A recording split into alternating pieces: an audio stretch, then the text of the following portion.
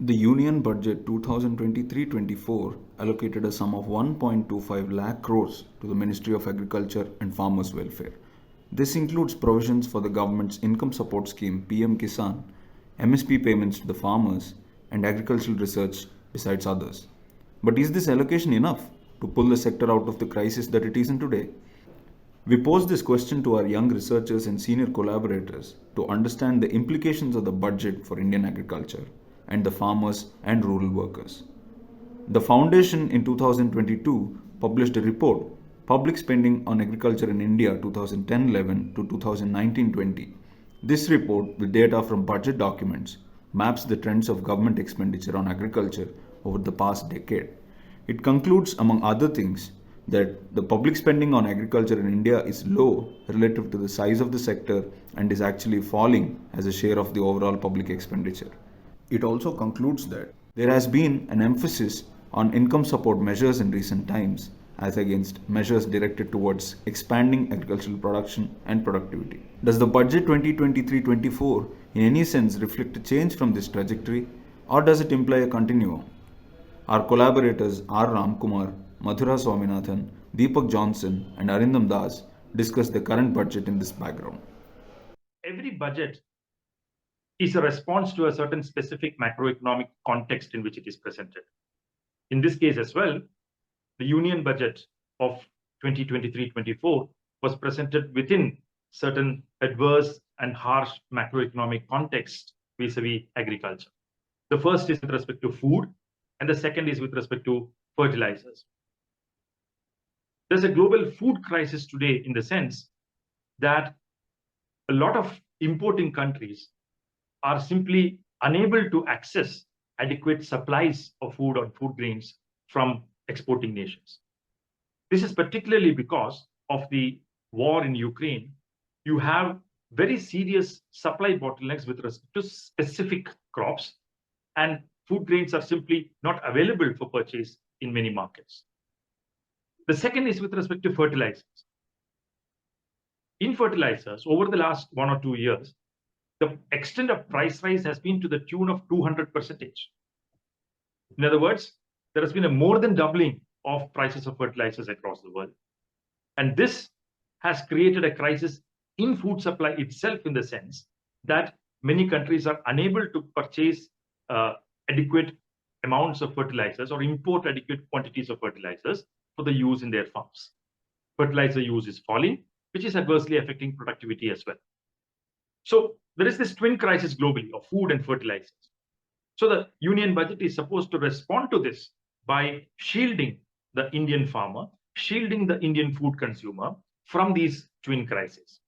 It should make sure that food grains are indeed available at affordable and reasonable costs, which in essence means controlling food inflation, making adequate food supply available to its population.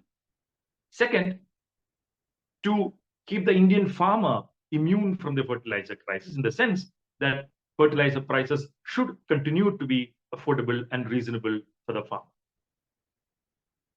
Now, these are the global concerns. But if you come to the domestic concerns, the domestic concerns are more political in nature, because the government in power had made a promise to the citizens in 2016 that it would double the real incomes of farmers from cultivation between 2015 and 2022.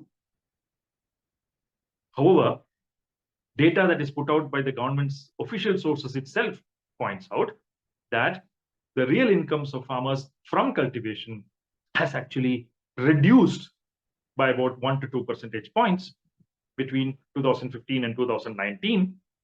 And this goes on to show that there is very little prospect of incomes of farmers rising by any significant level, leave alone doubling by 2022 or 23.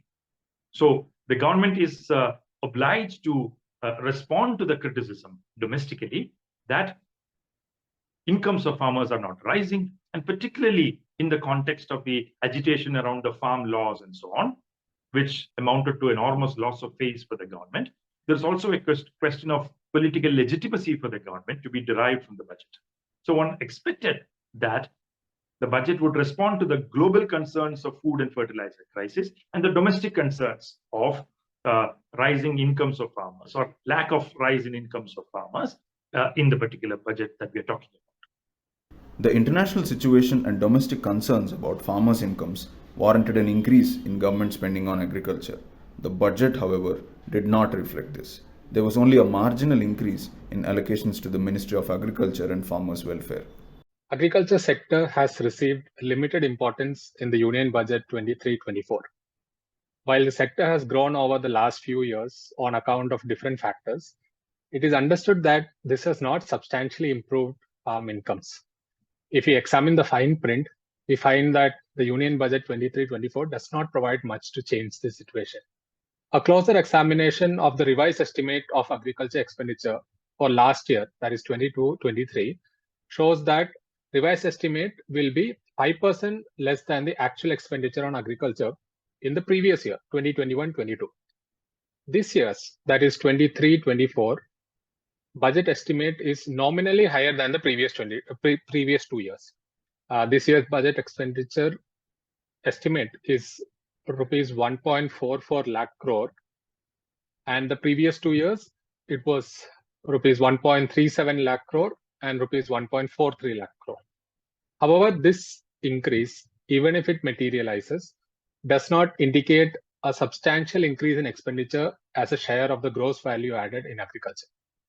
In nominal terms, the share of expenditure in agriculture has been around 4% of the agricultural GVO in 2020-21 and 21-22. This will reduce to 3% in 22-23 according to the current projections of GVA, and may remain at the same level if the current situation prevails in the coming year.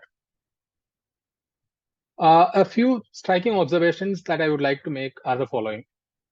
First, there has been a slight reduction in the share of allocation to PM Kisan, the flagship direct benefit transfer program of the central government. This was a major component of the growth in budgetary allocation to agriculture, but the share of allocation this time is the lowest in the last few years. Secondly, the allocation for agricultural research and extension continues to be more or less stagnant, showing only a meager expansion that is far from adequate to reverse the effect of years of underfunding in this area. Thirdly, several subsectors or schemes relevant for improving productivity of the agriculture have seen reduced allocation this year. A noteworthy example is a reduced allocation for capital expenditure in agriculture, which was also pointed out by other researchers. The total capital outlay of the Ministry of Agriculture and Farmers Welfare has reduced from 51 crore rupees in 22-23 to 42 crore rupees in the coming year. The capital outlay under irrigation and flood control is 324 crore rupees for 23-24, which fell from the budget estimate of 348 crore from 22-23. Although the revised the revised estimate is much lower than this budget estimate. I would like to end with the allocations for the fertilizer subsidy. Although not coming under the Ministry of Agriculture and Farmers Welfare, the subsidy for fertilizer is a key factor for stimulating agricultural production. The Union Budget allocated 1.75 lakh crore rupees as fertilizer subsidy, a 22% reduction from 2.25 lakh crore rupees as per the revised estimates for 22-23.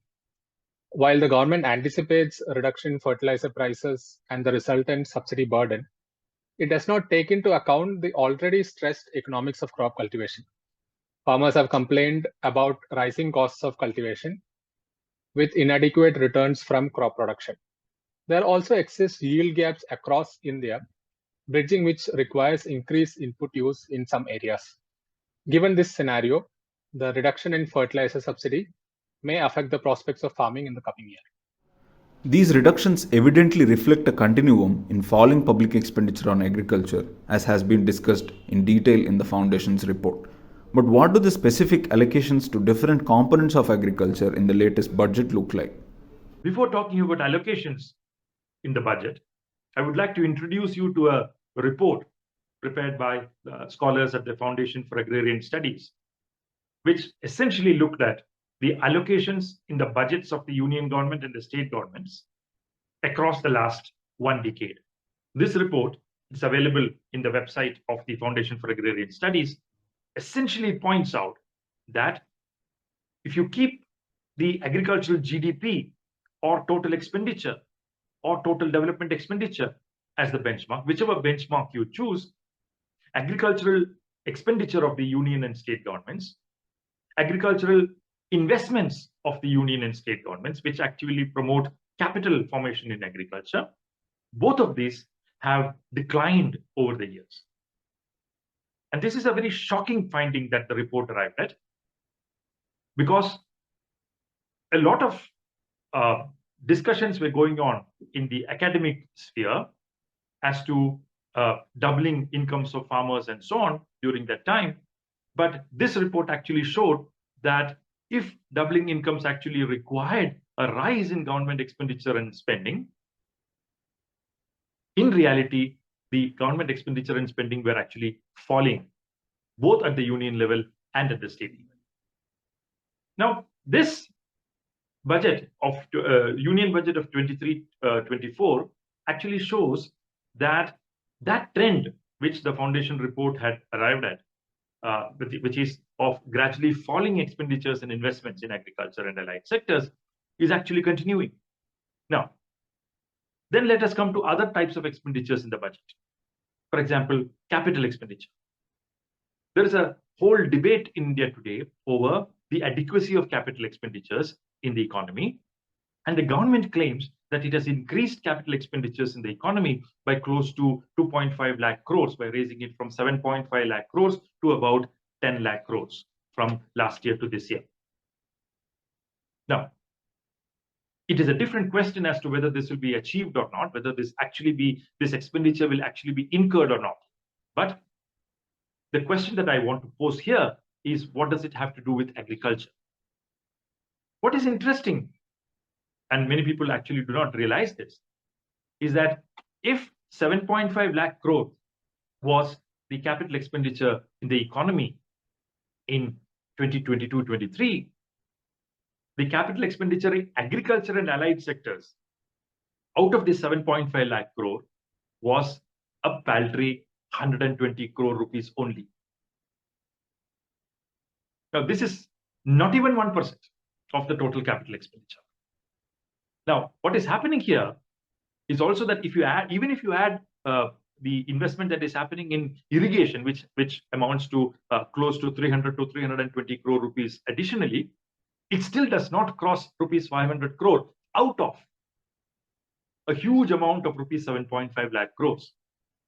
So capital investment in agriculture is paltry to begin with. More so between 22-23 and 23-24, if you look closely at the numbers, what you see is that even these paltry numbers are going to fall. So it is not just the expenditure in agriculture that is a casualty. Also, capital investment in agriculture, which is paltry to begin with, is itself under attack. Now, this is going to be very bad for the prospects of growth, investment, and employment and income generation in agriculture. And that is another very serious and important downslide of this budget as we see it from here.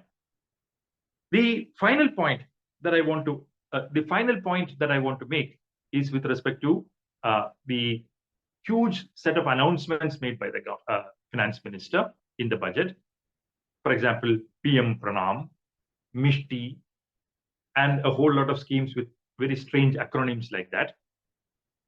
But the most interesting aspect here is that if you look at the budget, there is very little that you will see in terms of actual allocations to these schemes. There is also another announcement called the National Mission on Natural Farming. And the briefs that we have regularly put out from the Foundation for Agrarian Studies, as well as studies by our independent scholars, very clearly show that natural farming is not a scientifically validated idea at all. Natural farming, and studies of the Indian Council for Agricultural Research actually show this, can lead to a fall of productivity in agriculture in the range of crops to the tune of close to 20 to 30%. Now, a scheme which promotes this kind of farming, which has zero scientific validation, gets about 450 to 500 crore rupees in the budget.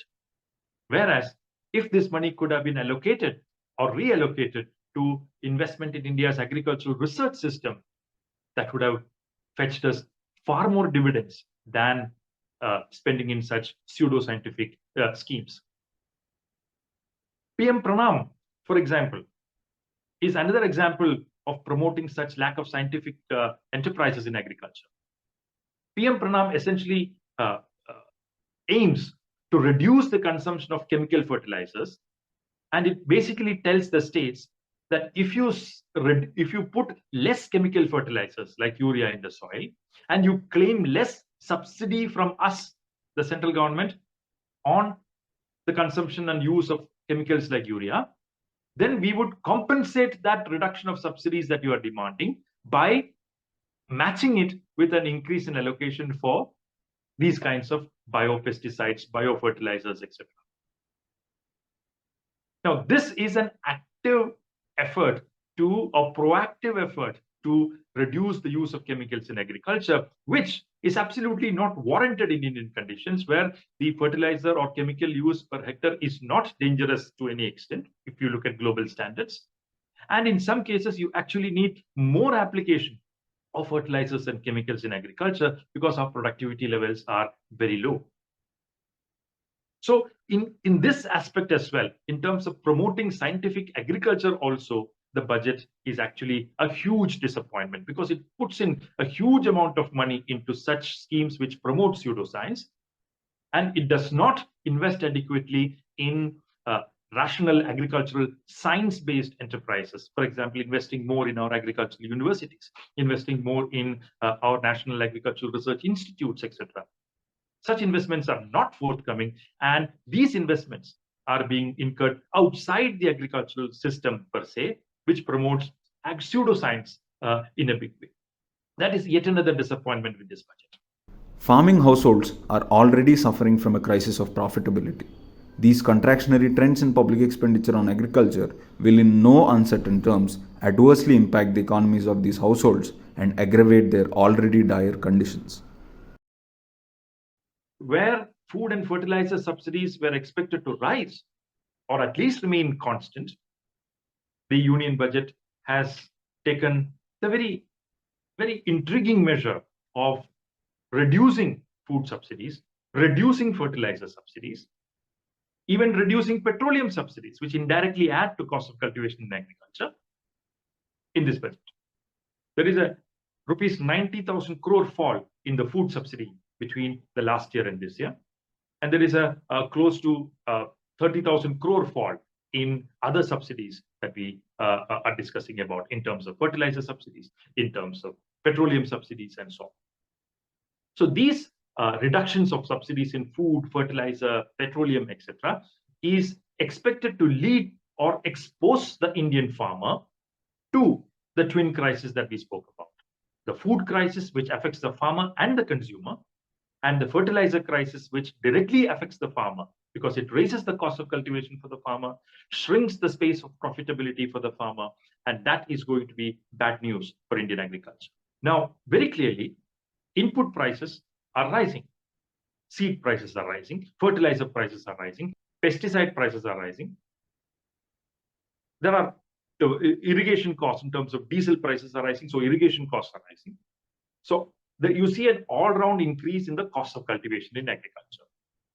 Now, on the other hand, is this ameliorated in any form by a rise in output prices?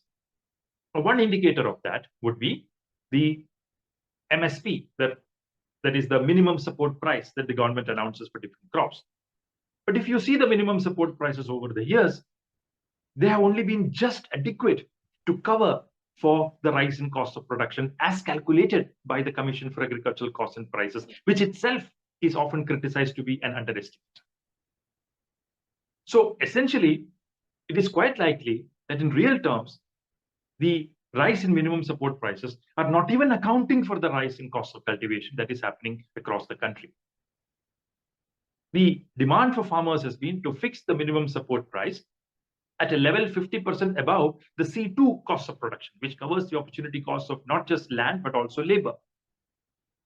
But the government has refused to do that, and it has fixed the minimum support prices at 50% above the A2 plus FL, or A2 plus the paid out cost plus the opportunity cost of labor alone and not of land. Which means that for every crop, there is a rupees 600 to 700 rupees reduction in the minimum support price per quintal in terms of the MSP that is announced. This is a loss to the farmer.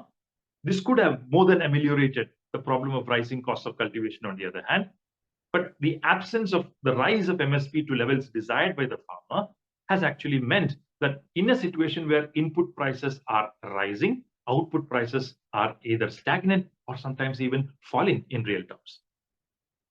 The global conditions are making this worse because the global demand is going to fall because there is a recession that is coming.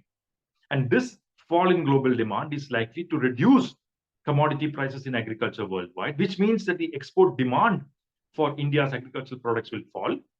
Also, the international prices of agricultural products will be declining, which means that they will be transmitted quickly as a downward slide in India's domestic prices in agriculture. This is going to make the situation even worse as we go by. One of the implications of the ongoing agrarian crisis in India is an increasing dependence on wage work of different types. This budget, however, fails to address the issue of falling rural employment and declining rural wages. The Economic Survey of India 2022-23 came about a week ago. The report paints a positive story about the Indian economy recovering from pandemic and its expected growth.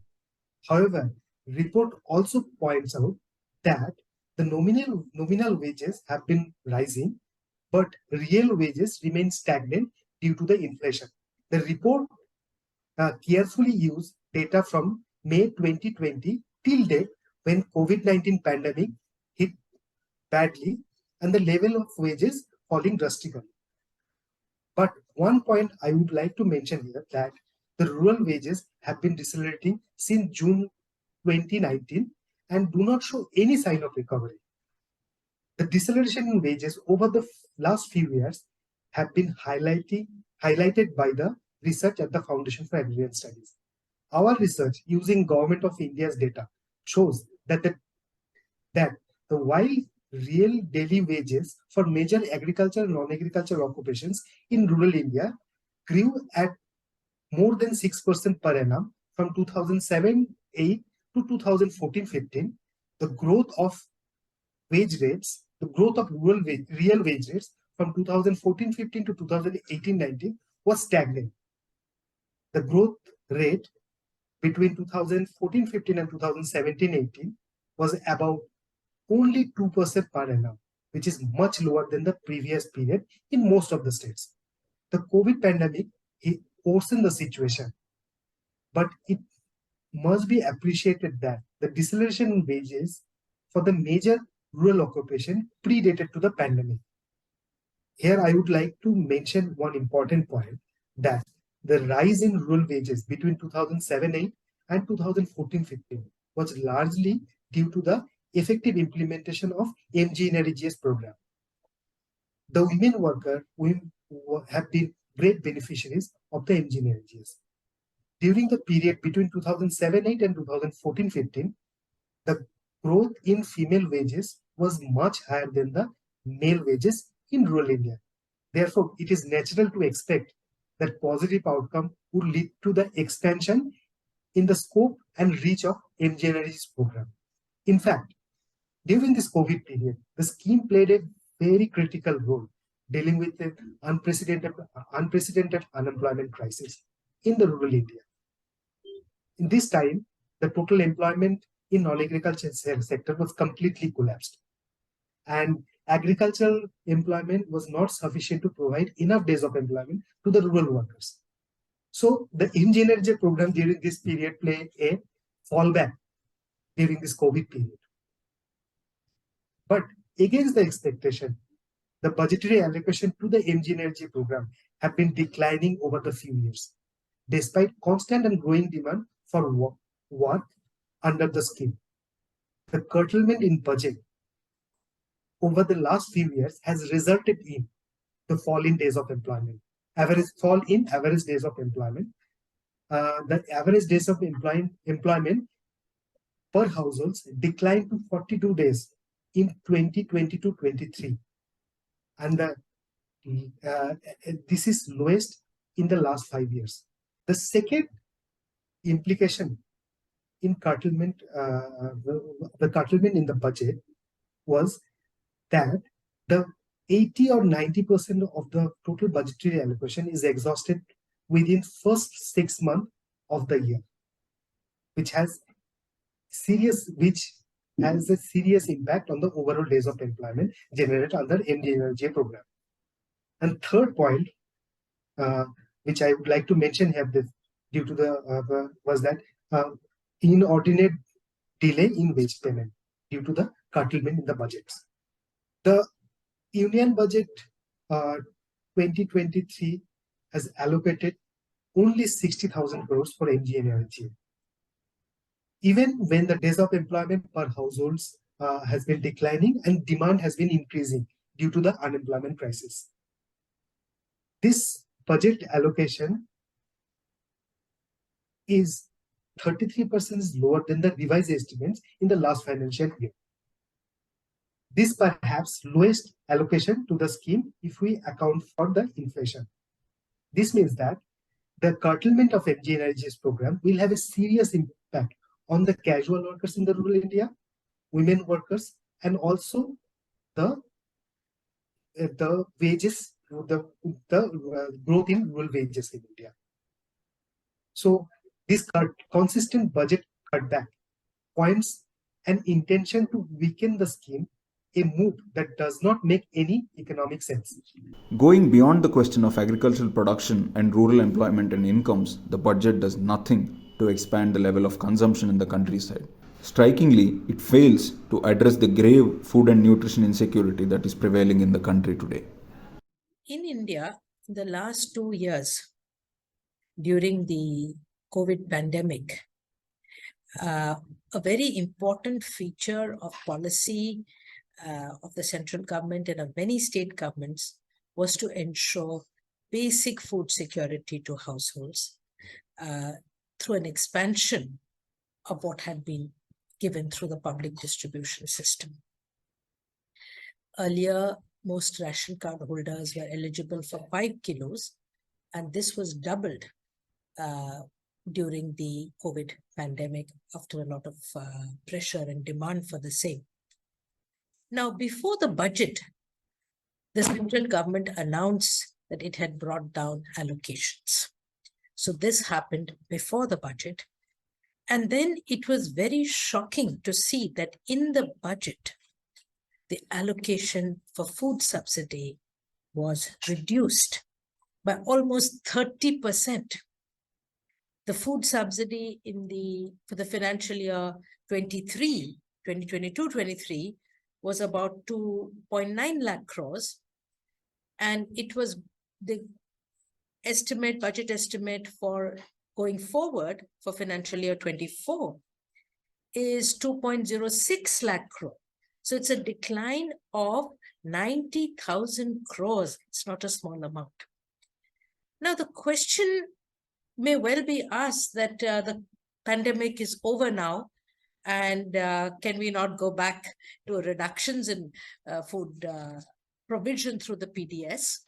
And I would like to here point to two things. One is that the unemployment levels are still much higher. The income security of households, in many households, faced a collapse of employment, collapse of incomes during COVID, and the situation has not returned to pre-COVID levels. So households remain, millions of households remain much more vulnerable in terms of income and employment security now than they did before COVID. So the large part of the population remains highly food insecure, much more than before the pandemic. The second, as we know from all international statistics, India remains, before and after COVID, remains one of the most food insecure countries in the world. We were ranked 107 out of 121 in the Global Hunger Index. According to the FAO State of Food Insecurity report, about 80% of rural Indians cannot afford a healthy diet. So what are we talking about? Is this the time to reduce allocations to the PDS, to food security? And the third point I'd like to make here is that, as many of us have argued, it's not just rice and wheat.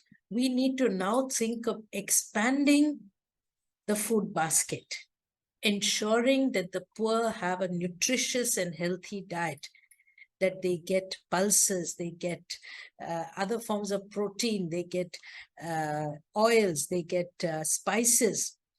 And indeed, many states, Kerala for one, during the pandemic was giving food through the PDS package of commodities, 17 items, because people can't eat rice and wheat without any condiments. So if anything, our food security bill has to go up so that we can expand the kind of commodities. People are talking about millets now. People are talking about more nutritious items in the PDS. And as compared to that, we actually have a huge reduction in the proposed food subsidy for the coming year. It is important to understand that what we call the food subsidy is not just a subsidy for consumers. It includes the cost of procurement. So the minimum support price that is given to farmers, that is part of the food subsidy. It includes the cost of transport of food from the food surplus areas of our country to the food deficit areas, and so on. So if this government is going to expand procurement, such as for nutritious crops like millets, or in parts of the country where procurement is not yet a reality, if it's going to expand the basket of commodities, which I think is the need of the hour, because India has the largest population of malnourished people in the world, and we should hang our head in shame, and we should be expanding systems of food security to ensure a healthy, nutritious diet for hundreds of millions of Indians who cannot afford to today. So I think that the announcement in the budget of this huge cut in the food subsidy is not only shocking, it's very sad that we will, millions of Indian citizens are going to remain malnourished in the years to come if we continue with such policies. So overall, this budget is a huge disappointment.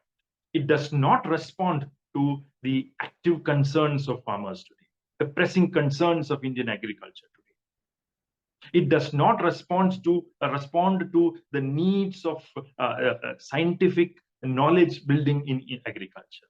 It does not respond to the need for strengthening our agricultural research system, our knowledge systems in agriculture, to meet the challenges of climate change, etc., that are coming up around us. It's a huge disappointment.